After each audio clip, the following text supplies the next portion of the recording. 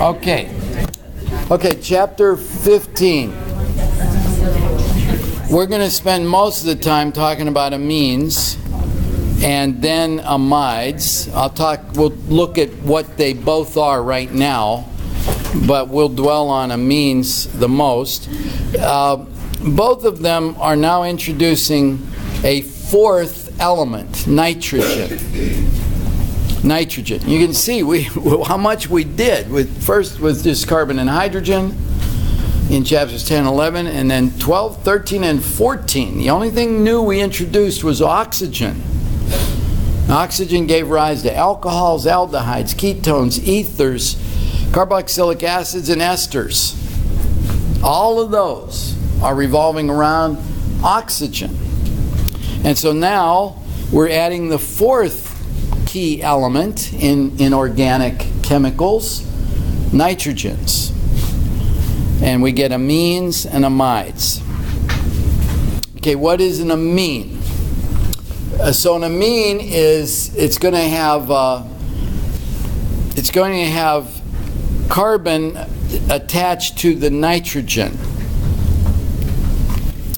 And then what we really talk about amines being, they are organic, I think this is on the next slide, organic derivatives of ammonia. All right? I keep bringing in 1305. I teach 1305. You take in 1305. I don't want you to forget your 1305. Your intro, your part 1. Remember ammonia. Okay, there's nothing organic about ammonia. You don't see any carbon on there. But what this is saying is if you take ammonia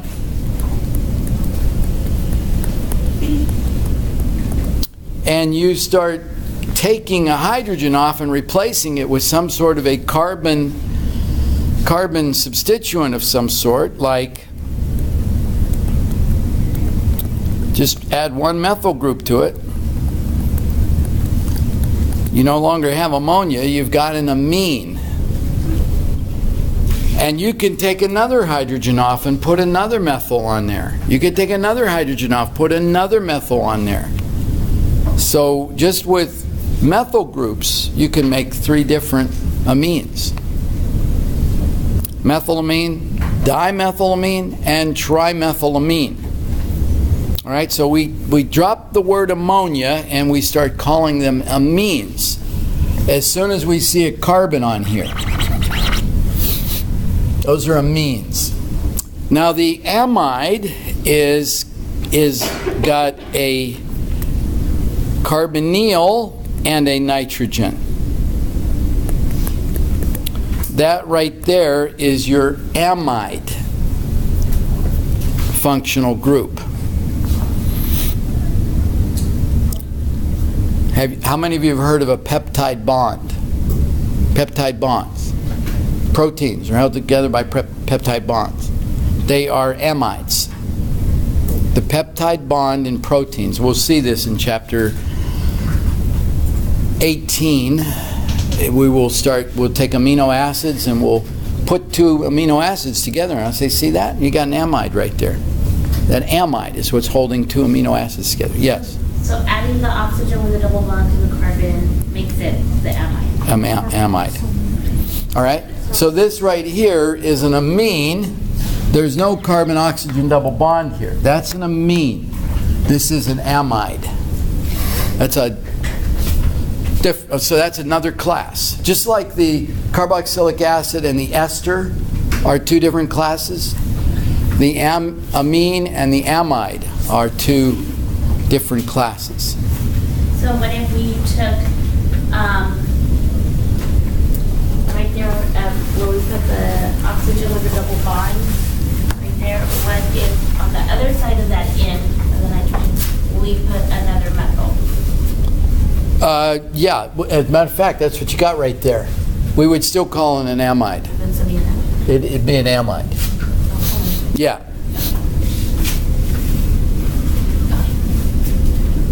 Yeah. So you can do that. but once you kind of have this in there, you got an amide. All right, let's dig down into the amines a little bit more. So, amines are organic derivatives of ammonia. That's what I just wrote on the previous slide, in which one or more of the hydrogen atoms of the ammonia are replaced by aromatic or alkyl groups. So these R1, R2, R3 can be anything. It can be a phenyl, it can be a methyl, it can be an ethyl, an isopropyl, whatever. This is just showing you the ammonia that you're familiar with from Intro 1. You got remember nitrogen is got 5 valence electrons. So it has a lone pair of electrons here, and it wants to bind to 3 other things. Not 4, like carbon. 3. And so you got 3 positions here that can be taken up by carbon in one way, shape, or form, and form amines.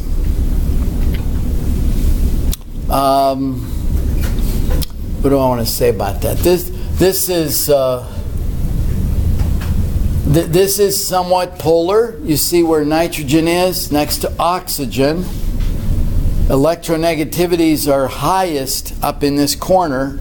So fluorine has the highest electronegativity. Oxygen next to the highest. Nitrogen is not as electronegative as oxygen, but it has got a pretty good electronegativity. So what does that mean?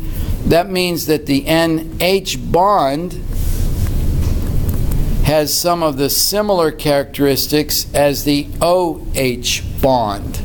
The electrons are pulling towards the nitrogen here and making this having a little negative character, this a little positive character. When we do our little structural diagram or formula, do we have to put the negative and positive on there or no? No. On this, no. No, but if the question came up, I think maybe somewhere here we're going to talk about properties. No? Yes? Somewhere we're going to talk about properties and that they are a little polar. There is an option for some hydrogen bonding, but no, you don't need to put the negatives and positives. I will show you some molecules. We're going to get salts of these amines, and yeah, then we would, it'd be nice to see the positives. I'll show you when. All right. So there are going to be primary, secondary, and tertiary amines. So we need to understand what that means. Here's ammonia. It's got 3 hydrogens on it. If we replace one hydrogen with some sort of an alkyl group, or one of the hydrogens with a methyl group, for example, here, that is a primary amine. So the nitrogen here has 2 hydrogens and a carbon. It's primary. If we take another hydrogen off and put a methyl on there, 2 methyls and a hydrogen, we have a secondary amine. And if we replace all 3 hydrogens that were originally on the ammonia, we have a tertiary amine. Primary, secondary, and tertiary amines. Okay, so you're looking at the nitrogen and asking yourself how many carbons are directly attached to the nitrogen. Doesn't matter. This could be a methyl, this could be an ethyl, a propyl. It's just one carbon. And right here, if you had an ethyl, you had another carbon right here, you still have 2 hydrogens on the nitrogen. You still only have 1 substituent on the nitrogen, and it's primary. All right, I think this next slide asks us to classify these. Let's not worry about the name right now. This same slide is going to come up in a minute, and we're going to name these. But let's just figure out what class these are in. So that top one, primary, secondary, or tertiary? Tertiary. All right, this is a tertiary amine. The second one? Primary. All right, it's got 2 hydrogens on the nitrogen and this propyl group. It's got a propyl group. There's only 1 carbon attached directly to the nitrogen. Like this one. Secondary. This one? Primary. Tertiary. Okay, tertiary. There's your nitrogen. There's 1 substituent, 2, 3 substituents on there. You don't see any hydrogen on there. So that's a tertiary. Secondary. So focus in on the nitrogen and say what is around it. There should be 3 things around it. What are they? A hydrogen, a methyl, and a propyl. Okay, fairly straightforward. Question could be, which of the following amines is a tertiary amine? Have a bunch of structures there. Okay, nomenclature. This is what's going to give you some fits. Okay, naming amines. And in chapter 15, I'm not going to get particular about whether you're giving me the common name or the IUPAC name. There's actually 2 ways of naming amines in the IUPAC system. That's what gives part of these fits here. We'll look at the 2. But if I give you a molecule on an exam and say, what is the name of this molecule? Or if it's fill in the blank and it says, name this amine. If you give me I don't know what the word would be, an acceptable name of that amine, I will count it correct. I don't care whether it's IUPAC or common. All right? It has to be a name that an organic chemist would know what you're talking about and wouldn't get it confused with any other amine, whether you give me the common or the IUPAC name. Okay, with that said, organic chemists, when possible, will use these simple names. When it's a simple amine, they'll use a simple common name. So let me show you what I mean by that. These are simple amines. They get a lot more complicated than this. I've got a nitrogen and it has a methyl group on it. Methylamine. I've got a nitrogen. It has 2 methyl groups on it. Dimethylamine. I've got a nitrogen. It's got 3 methyl groups on it. Trimethylamine. Trimethyl. All right, the name is going to lead you to the right structure. Let's look at this one. Dimethylamine. So I come over here and I got a nitrogen and I put a methyl group on it. And I got a methyl group on it. And what else? Nitrogen has how many things around it? 3. I've only named 2. Dimethyl. So what's the third one? Hydrogen. All right? So we're not going to name, these are not all methylamine. This is methyl. I'm not saying monomethyl, it's methyl. There's only 1. Dimethyl, trimethyl. When I say 1 methyl, that precludes that there's got to be 2 hydrogens there. All right, you're very familiar with methyl and ethyl groups. So if that's all you see on a nitrogen, now here's ethylamine. Now here's ethylmethylamine. And I mean, if you called that methylethylamine, I wouldn't argue with that either. All right? Whether you call it ethyl-methylamine or methylethylamine, I can draw that amine. And won't get it confused with any other amine. But we wouldn't do ethyl dimethylamine, right? If it was ethyl dimethyl, Adelaida, I mean, if we had this,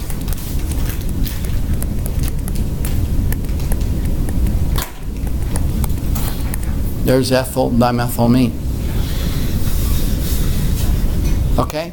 So you can take methyls and ethyls and propyls, isopropyls, just throw them in there. You could have tri-isopropylamine or dimethyl isopropylamine. Draw that. Draw this.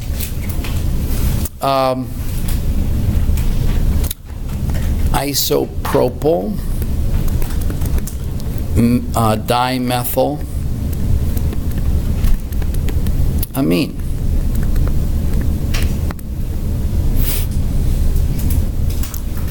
Okay, you're going to draw an amine. Start out with your nitrogen. And you know the amine has to look like that.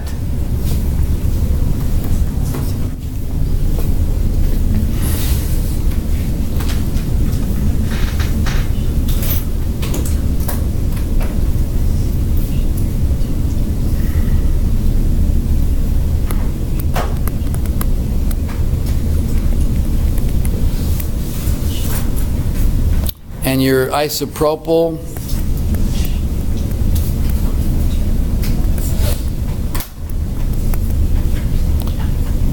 is that right? Am I finished? What am I missing? What?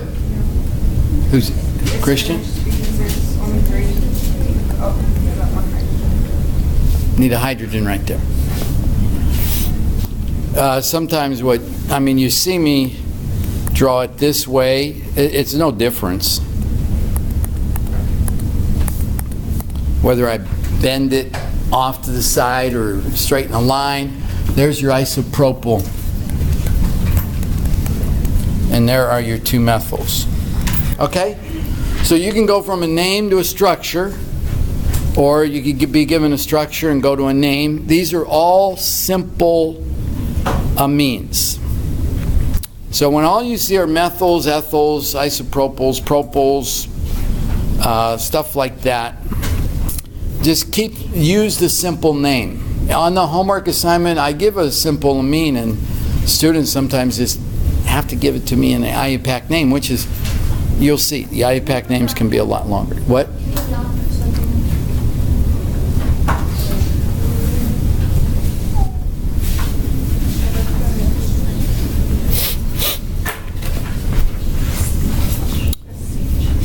All right, let's see if we got some more. Okay, so now let's look at IUPAC names, and this one right here, right away, shows you. I mean, if I had 1, 2, 3, 4, 5 carbons. So if I had this 5 carbons, and you see that nitrogen has 2 hydrogens on it, and you'd say, well, let's just call that pentylamine. That might be all right, pentylamine, but once you're getting up to bigger chains, the question comes, is that nitrogen really sitting right on the end of that 5 carbons, or is it somewhere along here? Where is it? Now this one is on number 2. So now we're see what we're doing right here? We're calling this an amino group. An amino substituent. Not an amine old substituent. It's an amino substituent. And so now we look at the chain, 5 carbons long, that's pentane. And it's 2 amino pentane. Okay, just like we might use a hydroxyl or a methyl, 2-methyl pentane, it's 2-amino pentane. That's IUPAC. This is an IUPAC nomenclature. Find the longest chain, name it, pentane, determine where the amino group is, number it, give the number of the carbon that amino group is on, count from the end that gets you to it the quickest. So this is not 1, 2, 3, 4, it's 1, 2. aminopentane. Okay, here's one here. What they're doing on this molecule is they're saying, okay, I'm going to treat that as propanol, 1-propanol. And I've got an amino substituent on the other end of that molecule, 3-amino-1-propanol. Okay, we haven't done a whole lot of this so far in this course where you're mixing two different classes of organic compounds together. We've got an alcohol here and an amine. We got that functionality on the same molecule. This is a good preview to biochemistry because rarely does biochemistry just use one functional group. It's got all different kinds of stuff going on the same molecule. So this is, and I mean organic chemists, synthetic organic chemists do that too. We're just learning, we're just trying to kind of put blinders on and learn one class all by itself as much as possible. So there's 1,3-diaminopropane. Diamino, okay? So that is one way of doing it in the IUPAC system. And yeah, I favor this one. I mean, we'll touch on the other one, and if you want to just really learn one and use it, that's fine. And this would probably be the best one.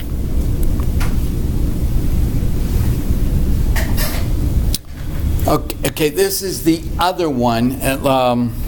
Maybe what I'll do is go back to that other slide for a minute. Well, here's one from the here's one from the other slide.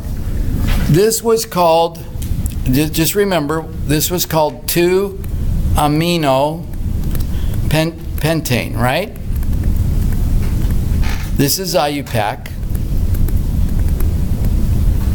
Another way of doing it in IUPAC is to take the pentane and drop the E and add the word amine to it. Pentanamine. Pentanamine, but we're adding a number now in front of the name to show where that amine is attached. This is also IUPAC. So there are two IUPAC naming systems. And you said you didn't care which ones we used on the test, correct? Right. So if you called that, but if you called that pentylamine, I might not accept that because that's ambiguous. Okay. You get up to a molecule like that, and I want a name that's going to be unambiguous as to what amine you're talking about. Where you draw it out, right? Yeah, but sometimes I am asking you to name a molecule. Sometimes I'm giving you a name and asking you to draw. I think after you get past 3 carbons, you should try to do an IUPAC name. So if it's ethyl, methyl, propyl, isopropyl, have fun with it as simple names. But I think once you get up to butyl, since it can be, butyl can be here, can be on the end. Even with 3 carbons, it can be on the end or the middle, but if it's in the middle and you call it propyl, that's not right. It's an isopropyl. Okay? So at the propyl level, we have propyl, we have isopropyl. We know what those two things mean. Propyl means it's attached to the end. Isopropyl means it's attached in the middle. But once you get up to butyl, I think you should start using an IUPAC name.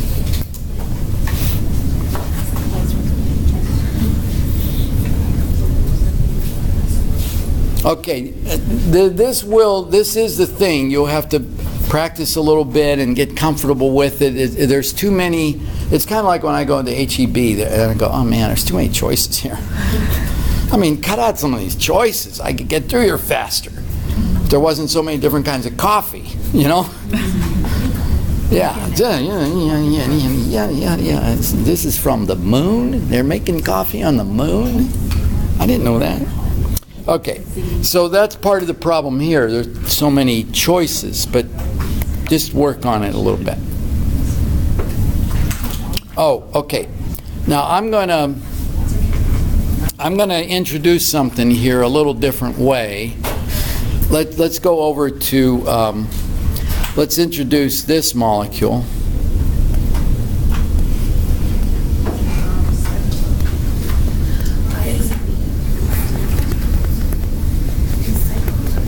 All right. This is probably the next to the last benzene ring with a new functionality on it. This is aniline.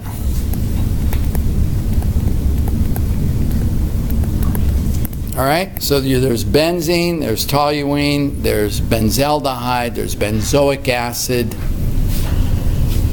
There may be a couple others I've forgotten here, and now there's aniline.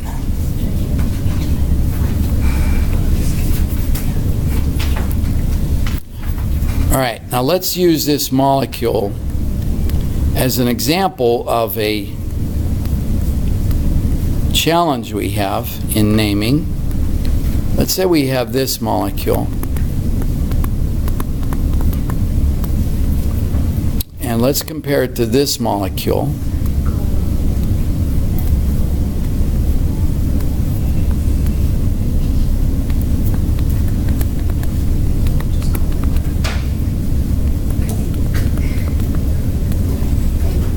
Okay, take a look at these two molecules here. There's your aniline. So this is aniline with a methyl group. So these are both going to be called aniline something or something aniline.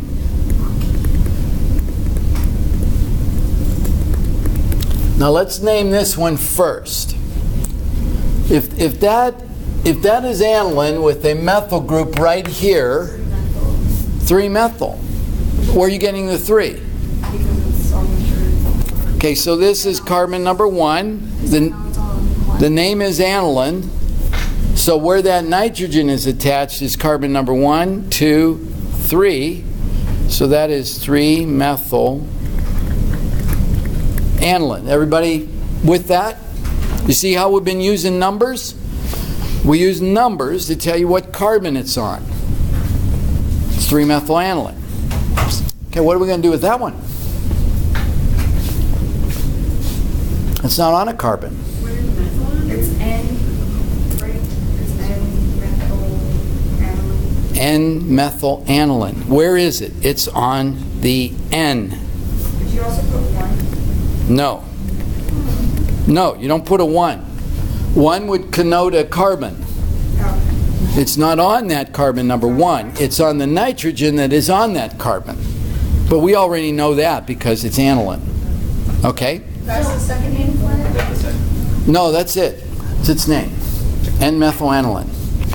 So then what's 3-methyl aniline? That's 3-methyl aniline. 3-methyl. Oh, that's 3-methyl aniline. I don't know which one's N-methyl. This one, right here. N-methyl. It's a capital N, and it is used just like the number. It's telling you the position on which that methyl resides. Okay? So when you see methyls on nitrogens and you don't know how to fit that into the name, this is probably the answer to that. It's an N. Well, let me make it a little bit more complicated.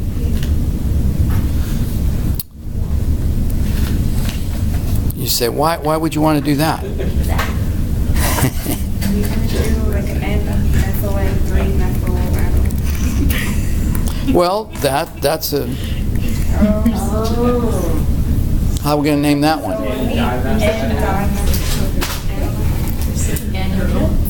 Yeah, Juliet? N. N. N. N. So it'd be like 1 Yeah. carbon. N, comma, N, dimethyl aniline.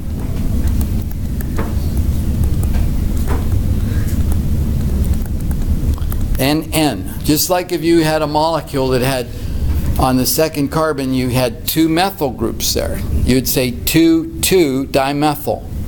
Here we're going to say NN-dimethyl. Which means you could also have the molecule that is N3-dimethylaniline. N3. There'd be a methyl on the N, there'd be a methyl on the third carbon. N3. So dimethyl. Is it possible for it to be NN3 trimethyl? Yeah. Yeah. I don't think we'd get any more complicated than this, all right? But I'm using this molecule. I think this is a good molecule to show why we have to start using this as a position in a molecule. So it's a good, an easy way to think about it is it's used as a position in a molecule. Yeah, just like a number is used to number the carbon the substituent is on, and is used. So here you have right here. Okay, now this isn't a good example because it has a very simple name, diethylamine.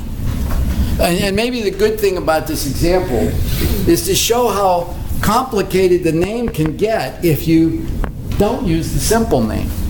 Okay, this is diethylamine. There are 2 ethyl groups. But what are they doing? They're saying, in the IUPAC system, they're saying, okay, let's ignore that. This is ethanamine, and it's N-ethylethanamine. That's kind of complicated. Most organic chemists would kind of go, why are you making this more difficult than it needs to be? It's diethylamine. Okay? But it is using the N. We've got an ethyl group on the N in ethanamine. There's ethanamine. Yes? Would it be wrong to say NN-ethyl? Well, then NN, it'd be NN-diethyl what?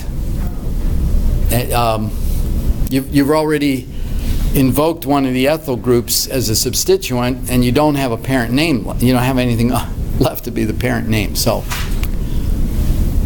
yeah, here this one here. That's why I used aniline as our example, because it doesn't have a real simple name. This one does. Okay, now these are the same ones we classified a minute ago. So let's start out simple and figure out how to name these. What's the name of this one? Methylamine.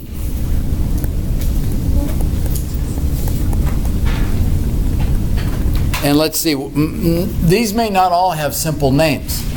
That one does. That has a simple name.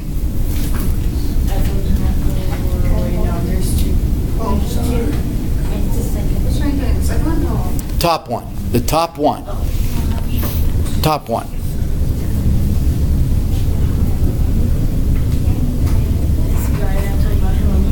Yeah, I like that. Diethyl-methyl-amine. There's 3 substituents on there. There's no hydrogen. Okay, the one below it. Adelaida, the one below it. Oh.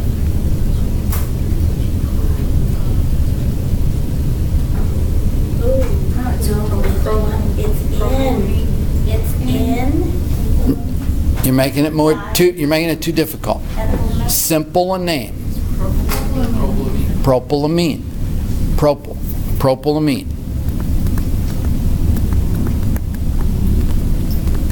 Don't invoke a complicated name if you don't have to. The one below that one. Dimethylamine.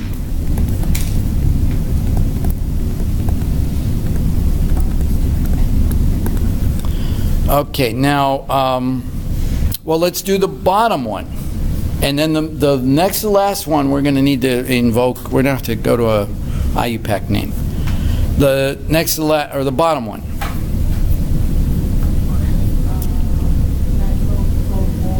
Yes, methyl propylamine.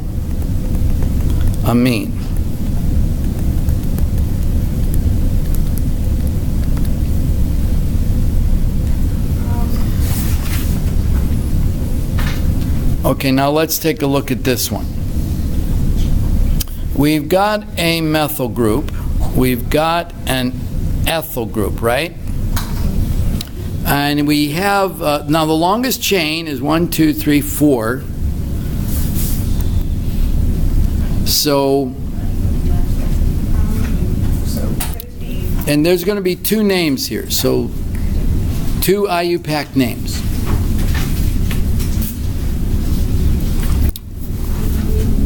One says count the longest chain, drop the E. What? Wait, you've answered plenty. You've answered a lot. Thank you. What do we got?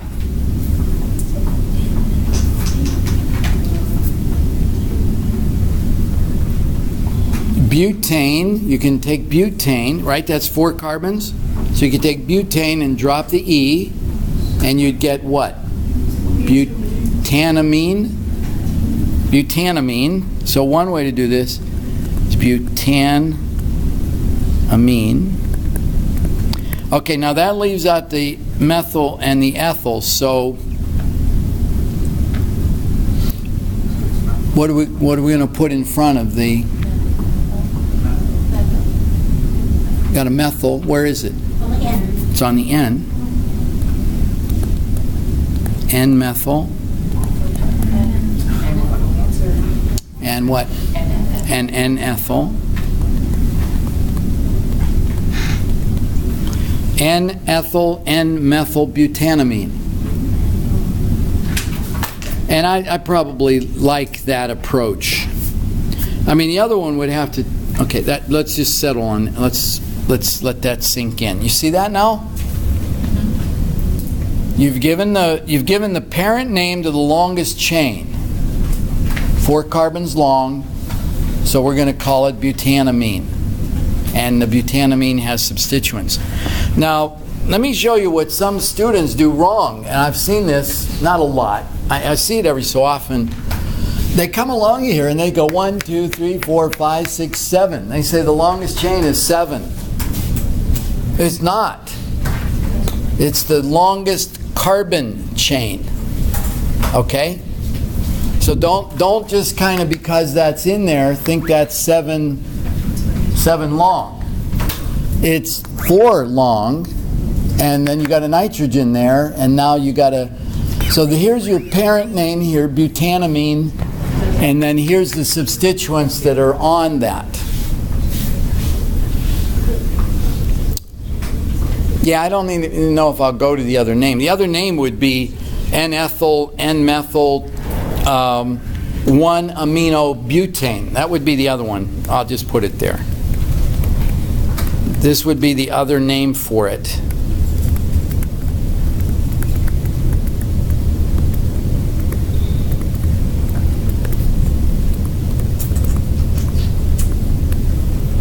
All right, and so you can see that this and this are the same thing. Oh, guess what? We need a 1 right here. We do need a 1 right there. I better fix that. Because that butanamine, it could be on the second carbon. So there definitely needs to be a 1 in front of the butanamine. I'm sorry. I overlooked that. When I get over to here and see 1-aminobutane, I realize we need a 1 there. So these things are equivalents. And they're both IUPAC. So there's 2 IUPAC names. And the other thing this points out right here is if you can give it a simple name, it is simple. It's simpler, shorter, and easier actually to decipher what you're talking about. Yes? So of the 2 names, which one would you prefer? The aminobutane or the butanamine? I normally prefer this except when we got all this other stuff on the nitrogens, it gets a little busy. So I don't know. I'm normally using this, Adelita. I'm using the amino group as a substituent.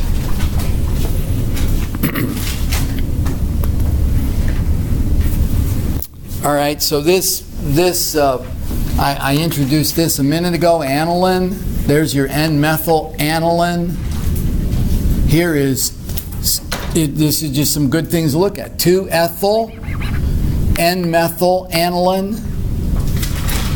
Here's N-ethyl N-methyl aniline. All right, so those are all anilines.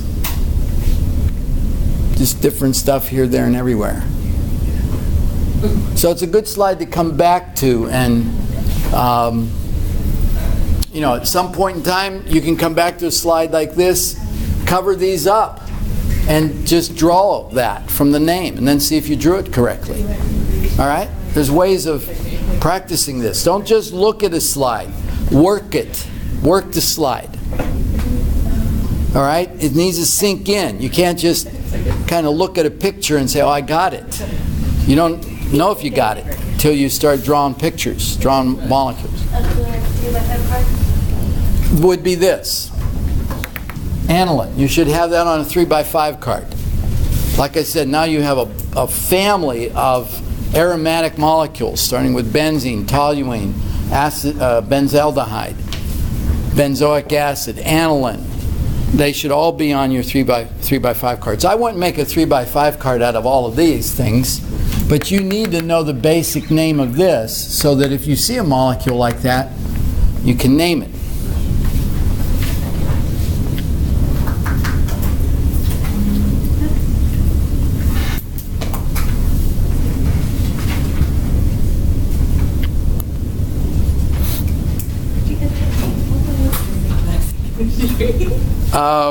Yeah, you don't need I don't expect you, I don't push this one on you. This is toluidine. You can see that's toluene, that's aniline, and they're putting those two together. I wouldn't worry too much about all of that. Properties. The lower molecular weight ones, methylamine, dimethylamine, they're gases at room temperature. Hydrogen bonding, I was telling you earlier, I was trying to hunt for this slide earlier.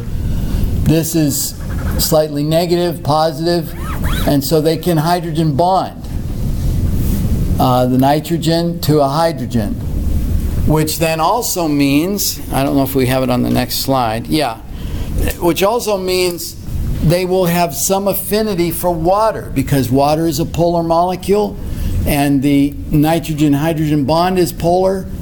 There is better solubility of an amine in water than just an alkane, because there's some polarity there.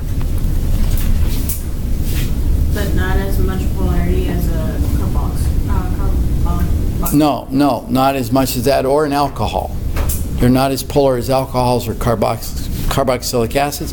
Probably more polar than aldehydes and ketones, because they do have a hydrogen on a fairly electronegative atom, nitrogen. So they're probably between aldehydes, ketones, and alcohols in the strength of that bond. Decaying fish, it gives off amines. So you go, oh, wow, that fish is going bad. You're actually smelling amines as the fish decays. So they kind of have a pungent, kind of a sharp, pungent odor to them. Okay, reactions. I think what I'll do is, let me see, what slide am I on? How many slides are there? Slide 15. Oh, there's 40 slides. What we got, there's only a few reactions.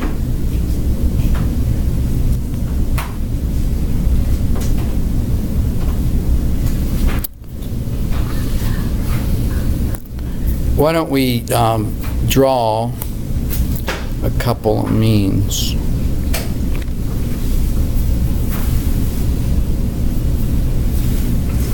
Draw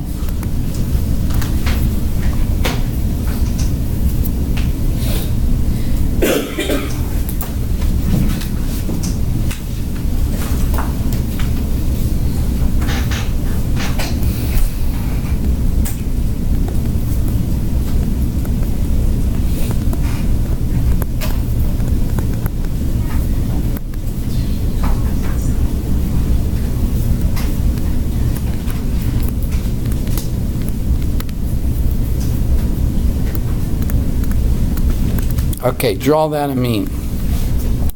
2,5-dimethyl 2-aminoheptane.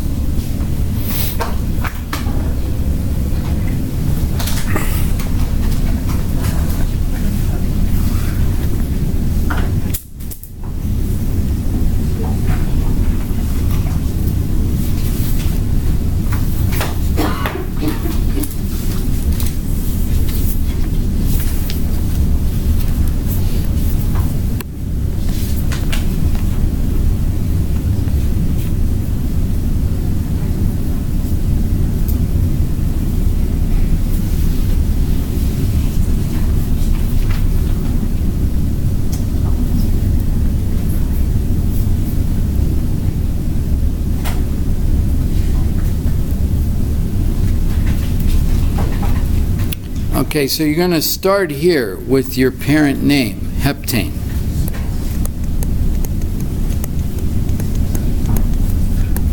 Seven carbons.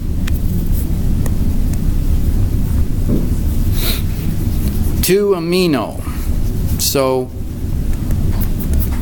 you can put an amino group right there. 2-methyl. Put a methyl group on that same carbon. So that carbon can bear an amino and a methyl group. That's 2, 3, 4, 5. Put another methyl group and then finish off the hydrogens.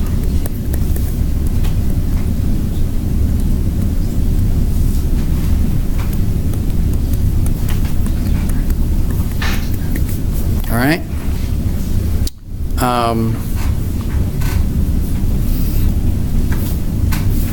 Now, if this were a line formula, let's see what we would do with a line formula. It's heptane, so it's going to be 1, 2, 3, 4, 5, 6, 7. We're going to have a methyl right here, and we're going to have an NH2 group right there. So that's 2, 3, 4, 5, and then we're going to have a methyl right there. That would be the line formula.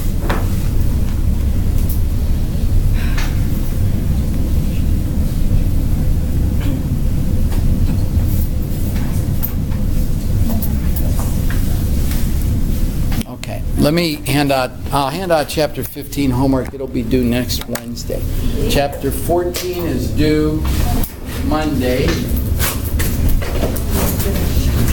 So condensed formula, how would you like that? Well, I thought someone might ask that.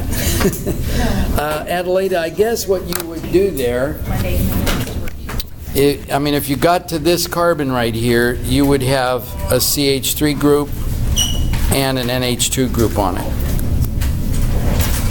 You just wrap them both in parentheses.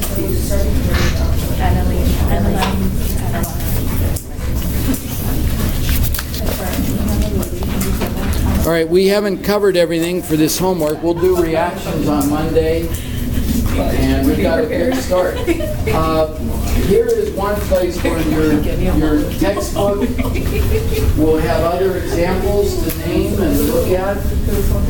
So if you want to get good at naming the means, you can go into that from the textbook.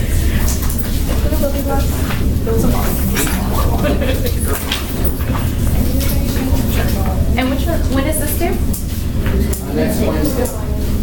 Folks, let me just mention one last thing and then we can go. Next Tuesday and Wednesday is the mold day, the Cytober. Mold Day. Tuesday is Mold Day. And they're going to have passports. They're going to have these little passports that you can go around and see. I'm going to give, I think, 10 extra credit points. For what? If we're attending Sitober. It's going to be activities going on outside here next Tuesday and Wednesday from about 10 to 3. 10 extra points on what though? Just 10 extra points. Your final total points. Okay? So, Tuesday and Wednesday, you'll have to turn in this passport. They're going to stamp it that you went to this location, that location, that location. They're going to stamp these little things that say, yeah, I saw this. What time does it start? Either day. Either day. Yeah. And I mean, if you complete the passport, you get 10 points. If you went to one or two things, you might get a couple points. I have a question. You have the extra credit under the group project. What is the extra credit? What I just said. That's it. The project is not extra credit. That's an Also, it's assignment. labeled extra credit, and then we put on it, and it's like the group project. Hold on. Oh, is it? I'll try to rename it. Is there anyone here who just has 2 people in their group for the project? Anybody who just has 2 people? Because we have one person who does not have a group. Can anybody take an extra person? Anybody? Nobody has a 2 person. Okay, Mr. You know what? I don't have your, this is the only thing I have here. I don't have all the teams. Yeah, they've done it. Can somebody, a 3 group, take one more? Because we have one person who does not have. Does every group have 3 people in it? We have to. Everybody has 3 people in their group? You guys have 2? Yeah, I'm sorry, you really should start logging who's in your group and what topic you're going to study. Because we have 3, but you're welcome if you can allow us to take Who's the 4. third? The fourth. Minnie? That's okay. Okay, then you can enjoy extra. Yeah. We can just make a couple more slides. Where are the topics at? There's a PowerPoint up on Canvas that has suggested topics. You don't have to do any of those topics, but it gives you an idea of topics you could do, and you should register what topic you're doing. This Monday? And I'd like them to all be unique. I don't want 2 teams to do the same topic. Would like an HGH one be good? HGH, is that supplement? Human growth hormone? Yeah. Is that a It molecule? has Is it a molecule? I believe it can be synthetic, or it occurs in your body naturally. Okay, It yeah. also has synthetic, Okay. for like Well, look cancer it up. patients Look it or- up and see if it is a distinct molecule with a structure. Right. If it is, yes. And not too dead.